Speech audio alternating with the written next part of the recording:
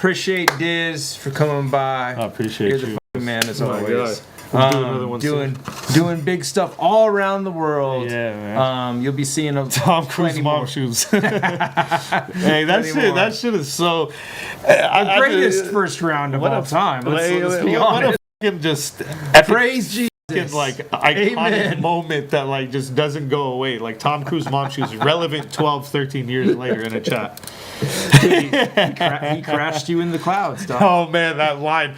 That's when I started knowing. I was like, oh, this battle is over. Like I thought Tom Cruise mom shoes shit, I thought I was gonna die. I don't think I ever asked you. What was I feeling? Yeah, about Canibus. Like when you. All right, well listen to this. When he first, when he because that was the unknown about Canibus. Is like how is he gonna do in the battle? So just to rewind a little bit, somewhere like I was in Lebanon and there was a war going on. He went first too. Huh? He went first. Yeah. But just listen to like how it led up. I was in Lebanon in like the 90s, or late 90s. It was a war. My boy put me on to Canibus, told me that like you suck at rapping, and was just like, because like 98, 97 was my first attempts to do it alone in my bedroom and around my friends. You know what I'm saying? Yeah. And like. It was probably like 98. The dude was just like, this is what fucking real rap is like. You'll never be this good in your life. Like, he used to make fun of me. Like 2000 BC? No, that was 98. So, it was the Channel Zero shit and all that. Like, so he was like bumping that shit. And I was just like, who is this guy? And I really tripped out because I was like, this is the pinnacle of rapping. Yeah, I was like, there's nobody the best. I was like, this is the pinnacle early of rap. Canibus Like, is who like is this awesome. human being, right? Yeah, especially at that time too. Fast forward to the actual battle.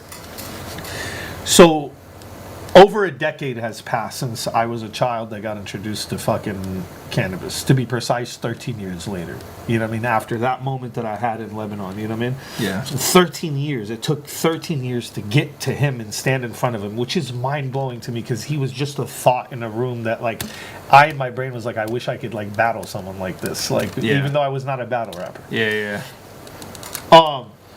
So going into the battle, I was fucking terrified. I was shook. I'm like, this is the dude that went crazy at LL, who to me, like, I'm gonna be real with you, and this has nothing to do with him saying like I'm the best battle rapper or anything like that. I really do believe that LL Cool J is probably, like, you know how people always be like the top 5 MCs ever, and people will be like Eminem, Tupac, Biggie, and everybody, right? Yeah. But Avo, I promise you, it's probably LL. You know what I mean? Like, he's, like, we're talking MC, bro. Like, LL is ridiculous. You know what I mean? So, I'm like, this dude went toe-to-toe with LL Cool J, and I'm fucking Dizaster. He's like, who the fuck are you? You know, I'm going into this battle thinking this is the last fucking battle he had, and Eminem dissing him because Eminem sees him as a rival. Yeah. And now I'm in the fucking mix with LL Cool J and Eminem and every fucking dickhead that's came at him. You know what I mean? Yeah. So I'm in the middle of this crazy mix. I'm not thinking like egotistic fucking, I'm better than everybody in hip hop, and like I know I'm Dizaster and my ability is crazy, but I also know I'm going against Canibus, and if he starts reciting his verses and the crowd sings it along with him, I'm dead. You know, which he did in the battle, but it was just too late. Yeah. I predicted that. Yeah. Like, I knew that was gonna happen. It was one of my biggest fears. I was like, he's just gonna come in and just rap his fucking like verses, and they are going to fucking hit every single one of them. He's just gonna remix his bars and tear me apart. Like, so he said, would have been a better approach. So the first thing is, I see him upstairs and I catch a glimpse of him with the notepad. You know what I mean? He's still going over his shit before the battle. Like, so I thought something was up. You know what I mean? But then M80 comes to me, and like, this is what threw me off. The battle was timed to be like 3 minute, like 4 minute. Yeah. Round. You know what I mean? M80 comes to me and he's like, listen, bro, he's not gonna do it unless it's unlimited.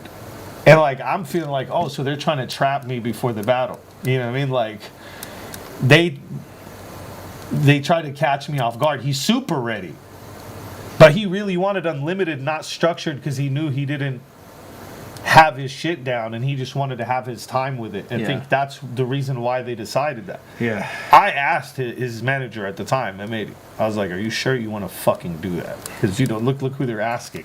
Like, the average battle rap fan would be like, "Oh man, everyone's about to die. You don't want to go unlimited." The average battle rap would be like, "No, what did you do?" Like watching a movie like where the fucking the innocent girl walks into the fucking room where the killer is. Like they just walked into death. Like he's just like, "Yeah, that's what we want. Like we're gonna do it unlimited or he won't." I'm like, am I being threatened or who's being threatened here? In my brain, I was like, nah. All right, I was like, okay. So obviously, I'm going to say okay. I'm just like, oh, all right, you want to really go like that? Because I come from that cloth. Like, I'll start getting good 8 minutes later. Like, I'm different than you motherfuckers. You need your quick 2-3 minutes and to get up out of there. I'll start getting good on the 8th minute. Yeah, totally. So, like, I'm just standing there in awe. Like, what the fuck is going on with these guys? You know what I'm saying? Because I still don't know, like, all that shit that happened with him. I didn't know, like, he got fucking locked up and all that shit. Yeah. So when he finally comes down, I know this shit is fucking kind of off. I don't know what's going on. Supernat's with him. Me and Supernat smoked before it because obviously that's like my big bro. And like we were just talking. He told me like I'm going to be with Canibus. But you know what I'm saying? Like, you know, with me and you, it's, you know what I'm saying? Like it's the utmost respect. And I just got to, you know what I mean? That's, we go way back type of shit. And I was just like, oh, it's cool, you know what I mean? And like when I just seen like the vibe, I just knew something was kind of off. Like, and it was the fact that he didn't have his shit fully memorized, and he knew he didn't know his shit that good, you know what I mean? But then he said Tom Cruise mom shoes. And I just knew it was iconic right when I heard it. I just knew I was hearing something that was just legendary. I don't fucking know what oh, I just knew. I just heard it and I'm like, oh, this is about to be some shit tonight. Like, I thought, like, fuck, he's really going to be crazy. Because I kept on thinking, like, is he going to be, like, just insane multis that I just can't keep up with? It's Canibus, you know what I mean? I'm expecting Channel Zero Canibus, bro. I'm not fucking coming over here being like, maybe he's older. It's only 13 years later. He has to still be nuts. Like, there's no way I'm going to underestimate this human being. And then he got to the crash into the cloud part, and I'm like, you know what? I think I'm about to murder everything around me right now. Like, that's when in my brain it just happened. And then when he pulled out the notepad, I'll tell you what. He had the sling on his arm. I seen the sling. And for some reason, it immediately made me think of, like him, like, letting his homies down and, like, past situation that he's been in. Obviously, I'm not trying to talk about that, but, like, it just was relevant to something that I was already going to talk about. So you're, like, morphing your stuff. I morphed the sling thing into it. I remember when I thought of it immediately, I just looked at him. I'm like, oh, my God, this is, like, one of those moments where, like, I know I'm going to annihilate this guy with this fucking line. So I didn't say it at the beginning of the bar.